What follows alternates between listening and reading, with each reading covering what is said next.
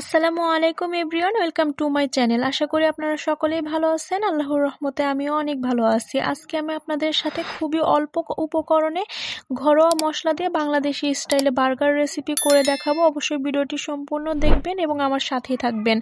ভিডিওটি ভালো লাগলে ভিডিওতে একটি লাইক দিয়ে আমার চ্যানেলটিকে সাবস্ক্রাইব করে অল নোটিফিকেশন অন করে দিয়ে যাবেন, যেন পরবর্তী ভিডিও ছাড়ার সাথে সাথে সবার আগে আপনার কাছে পৌঁছায়। তো বেশি কথা না বাড়িয়ে চলুন রেসিপিতে যাওয়া যাক। বার্গার বানানোর জন্য সর্বপ্রথম মেন উপকরণই হচ্ছে মাংস। আমি মুরগির মাংস নিয়ে নিয়েছি ছোট ছোট পিস করে। আপনারা চাইলে মুরগির মাংসটাকে ব্লেন্ডার করে সব ধরনের মশলা একসাথে মিক্স করে ভেজেও নিতে পারেন, তবে আমি ওভাবে করব না। আমি যত জায়গায় বার্গার খেয়েছি তার মধ্যে আমার মনে হয়েছে যে বার্গারগুলোর মধ্যে মুরগির মাংসের ছোট ছোট পিস দেওয়া আছে, সেই বার্গারগুলো খেতে বেশি ভালো লাগে, তাই আমি সেই স্টাইলে আপনাদেরকে দেখানোর চেষ্টা করেছি।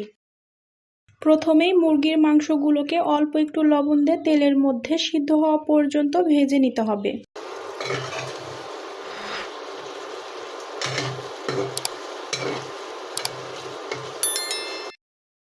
মাংস ভাজতে ভাজতে যখন এরকম লাল হয়ে আসবে তখন সব ধরনের মশলা অ্যাড করে দেব। প্রথমে দিয়ে দেব আমি চিলি ফ্লেক্স। আমি এখানে 1 চা চামচ পরিমাণ চিলি ফ্লেক্স ব্যবহার করেছি। এরপরে দিয়ে দেব আদা এবং রসুন বাটা 1 টেবিল চামচ পরিমাণ। এরপরে দিয়েছি 1/2 চা চামচ পরিমাণ ধনিয়া গুঁড়ো এবং 1/2 চা চামচ পরিমাণ জিরা গুঁড়ো এবং 1.5 চা চামচ পরিমাণ লাল মরিচের গুঁড়ো। এরপরে 1/2 চা চামচ পরিমাণ হলুদ গুঁড়ো দিয়ে ভালোভাবে নাড়াচাড়া করে সব ধরনের মশলা মিশিয়ে নিয়ে দিয়ে দেব 1/2 চা চামচ পরিমাণ গোলমরিচের গুঁড়ো।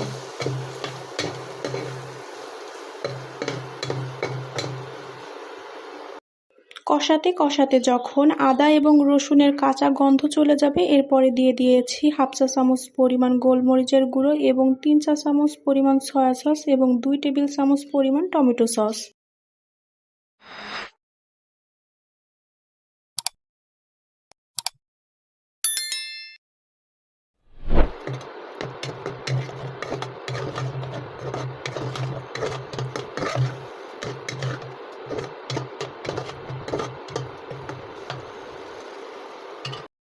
মাংসটা হয়ে এলে এর মধ্যে দিয়ে দিচ্ছি 1 চা চামচ পরিমাণ চিনি এবং অল্প একটু লবণ। চিনিটা দিয়ে দিয়েছি শুধুমাত্র সব ধরনের মশলার স্বাদকে ব্যালেন্স করার জন্য।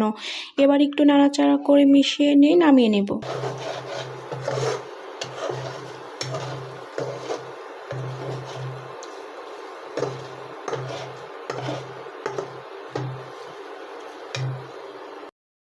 মাংসটা নামিয়ে নিয়ে এবার আমি মেয়োনিজ নিয়েছি। মেয়োনিজটা আমি নিজেই বাসায় তৈরি করেছি। যেহেতু আমি 2টা বার্গার বানাবো, 2টা বার্গারের জন্য 1টা ডিমের মেয়োনিজই যথেষ্ট।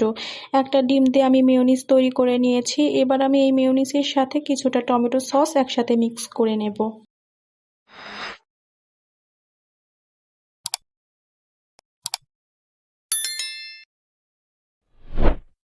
আমি মেয়োনিজের সাথে 2 চা চামচ পরিমাণ টমেটো সস মিক্স করেছি। আপনারা যদি এই ধরনের মেয়োনিজ রেসিপি দেখতে চান তাহলে অবশ্যই কমেন্ট করে জানিয়ে যাবেন। আমি অথেন্টিক মেয়োনিজ রেসিপি আপনাদের সাথে শেয়ার করব।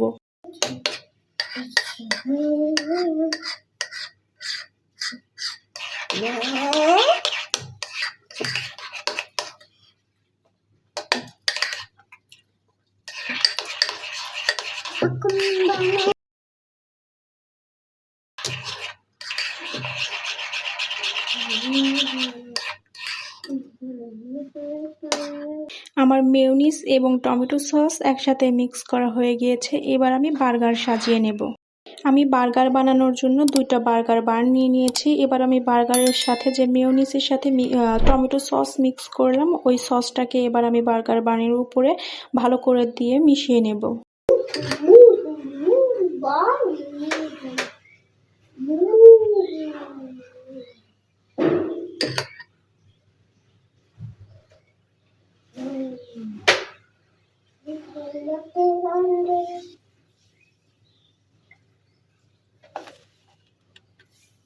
এবার আমি উপর থেকে শসা এবং টমেটো স্লাইস দিয়ে দেব। টমেটো এবং শসা স্লাইস দিলে খেতে বেশি ভালো লাগে। চেষ্টা করবেন টমেটো এবং শসা স্লাইসটা দেওয়ার।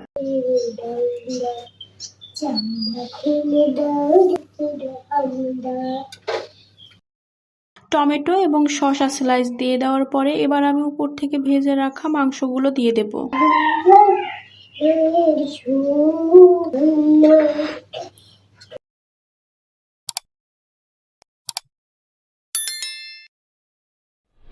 মাংস এবং সবকিছু দিয়ে সাজানো হয়ে গেলে এবার বার্গারের বানের উপরের অংশের সাথে কিছুটা মেয়োনিজ লাগিয়ে দেব।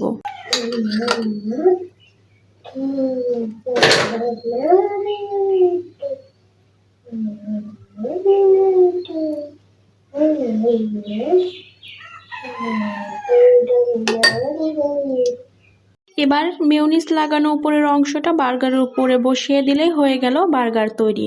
এভাবে আমি আরও একটা বার্গার তৈরি করে নিচ্ছি। যদি না বুঝতে পারেন তাহলে আবারও দেখে নিতে পারেন। এবার থেকে কিন্তু আর বার্গার বাইরে থেকে কিনে খেতে হবে না, বাসায় বসে এ ধরনের বার্গার বানিয়ে এনজয় করতে পারেন। বাইরে থেকে কেনা বার্গারের তুলনায় বাসায় বানানো বার্গার কিন্তু অনেকটাই হেলদি করা যেতে পারে। আমরা কিন্তু অনেক সময় এ ধরনের খাবার খেতে ইচ্ছে করলেও আনহেলদির কারণে খেতে পারি না। তবে কিন্তু এই রেসিপিটি দেখে আপনারা বাসায় এবার হেলদি স্টাইলে বার্গার তৈরি করতে পারেন। এটা যেমন আপনাদের মনের ইচ্ছাটা পূরণ করতে পারবেন, আর খুব বেশি আনহেলদিও হবে না, যা আপনাদের স্বাস্থ্যকেও খারাপ করতে পারে। বাইরে থেকে কেনা বার্গারের তুলনায় বাসায় বানানো বার্গার কিছুটা মুখরোচক কম হলেও কিন্তু চাইলে পারেই আপনারা বাসায় বানিয়ে বার্গার অনেকটাই হেলদি করে এনজয় করতে পারেন।